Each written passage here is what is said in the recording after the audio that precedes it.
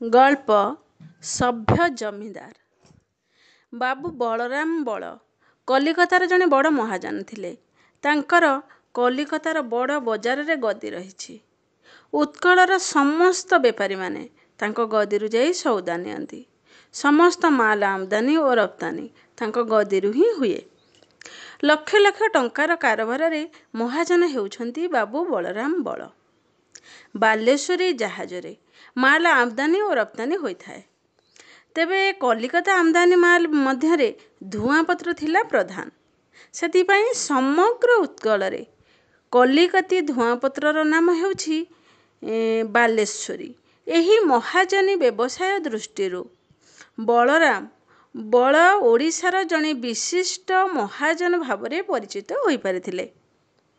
ମହାଜନଙ୍କ ଘର ଯାଜପୁର ଅଞ୍ଚଳରେ। ଏହି ଅଞ୍ଚଳର ଗୋଟିଏ ଛେଉଣ୍ଡ ପିଲା ଗୋପାଳିଆକୁ ସେ ଗଦିରେ ରଖିଥାନ୍ତି। ଗୋପାଳ ମହାଜନଙ୍କର ଜଣେ ବିଶ୍ୱସ୍ତ ଗୁମାସ୍ତା। ସେ ଯେପରି ବିଶ୍ୱସ୍ତ ସେହିପରି କର୍ମଠ ମଧ୍ୟ। ଗୋପାଳକୁ ମହାଜନ ବଳ ଖୁବ୍ ସ୍ନେହ କରନ୍ତି। ପ୍ରତିଟି କଥାରେ ସେ ଗୋପାଳକୁ ଖୋଜନ୍ତି।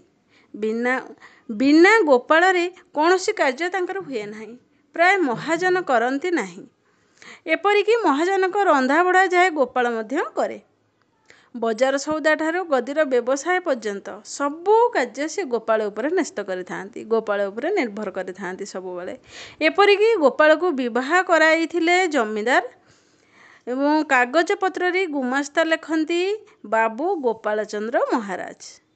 ମହାଜନୀ କାରବାରର ଅସଲ ବିଦ୍ୟା ଓ କୌଶଳ ପ୍ରୟୋଗ କରି ଗୋପାଳ ବାବୁ ମହାଜନଙ୍କର ପ୍ରିୟଭାଜନ ହୋଇପାରିଥିଲେ। କ୍ରମଶଃ ସେ ଚାକର ନୁହନ୍ତି, ଲାଭର ଚାରିପଣି ଅଂଶଭାଗୀ ହୋଇଥିଲେ ଗୋପାଳ। 5-7 ବର୍ଷ ପରେ ଗୋପାଳ ବାବୁ ହୋଇଗଲେ ଲକ୍ଷପତି। ସେ ମନା କରୁଥିଲେ ମଧ୍ୟ ମହାଜନ ବଳ ଗ୍ରାମରେ 10-12 ହଜାର ଟଙ୍କା ଲଗାଇ ଗୋଟିଏ ବଡ଼ ଦୋମହଲା ଘର ବନାଇ ଦେଇଥିଲେ। ଗୋଟିଏ ତାଲୁକ ଅର୍ଥାତ୍ ଜମିଦାରୀ ମଧ୍ୟ କିଣି ଦେଇଥିଲେ। ମହାଜନ ବଳଙ୍କ ଇଚ୍ଛା ଗୋପାଳ ଖୁବ୍ ବଡ଼ ଲୋକ ହେଉ।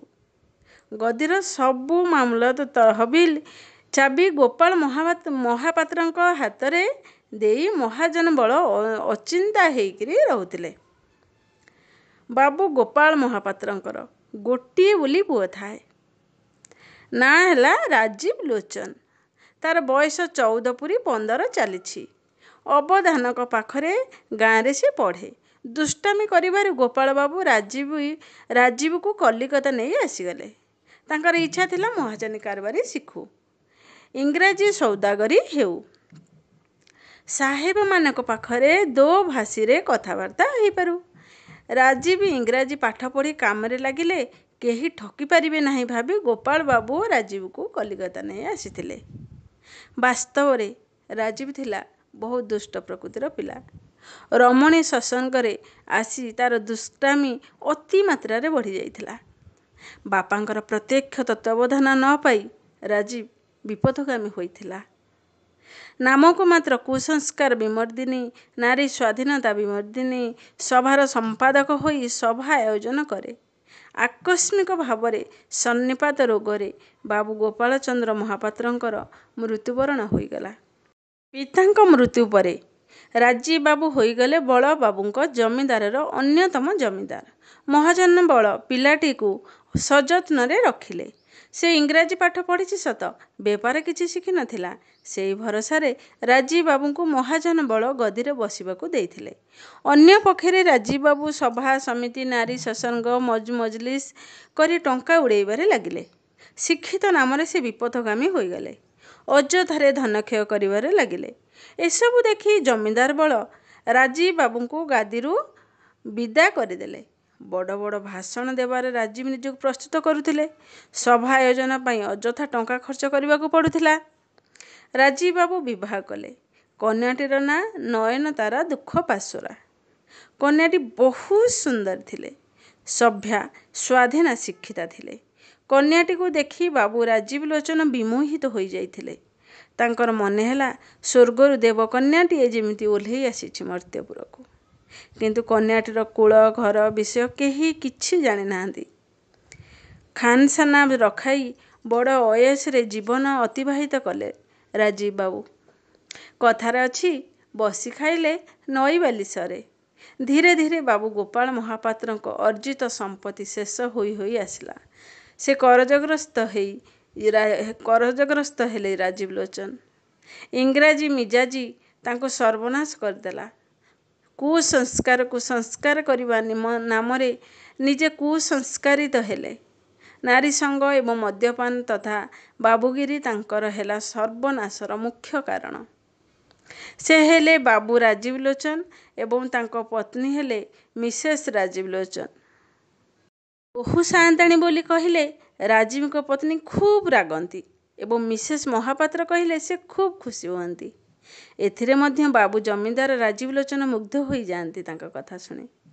କେହି କେହି ଭୁଲରେ କିସମିସ ମହାପାତ୍ର ବୋଲି ଅବା ମିସ୍ତ୍ରୀ ମହାପାତ୍ର ବୋଲି, ପୁଣି କେହି କେହି ଫିସଫିସ୍ ମହାପାତ୍ର ବୋଲି କହିଦେଲେ ସମସ୍ତେ ହସନ୍ତି।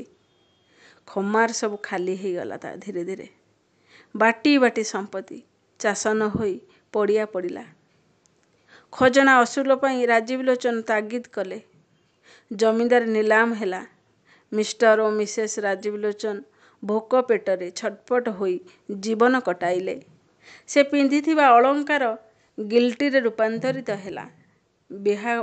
ବିଭାଘର ସମୟରେ ହଜାର ହଜାର ଟଙ୍କାରେ କିଣା ହୋଇଥିବା ଗହଣା ସବୁ ଗିଲ୍ଟି। ଏବେ ବୋହୂଙ୍କର ବାବୁଙ୍କର ଚେତା ପଶିଲା। ସମ୍ପଦ ବେଳେ ଯେତେ ପାଖକୁ ଆସିଥିଲେ ସମସ୍ତେ ଠକିଦେଲେ।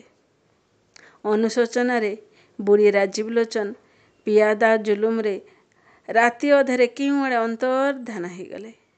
ଶୁଣାଯାଏ 5-6 ବର୍ଷ ପରେ ସେ ଜମିଦାର ବାବୁ ରାଜୀବ ଲୋଚନ ତାଙ୍କର ଶ୍ୱଶୁରଙ୍କର ଆସାମରେ ଥିବା ଖାନସାମଗିରି କାର୍ଯ୍ୟରେ ନିଯୁକ୍ତି ହୋଇଥିଲେ।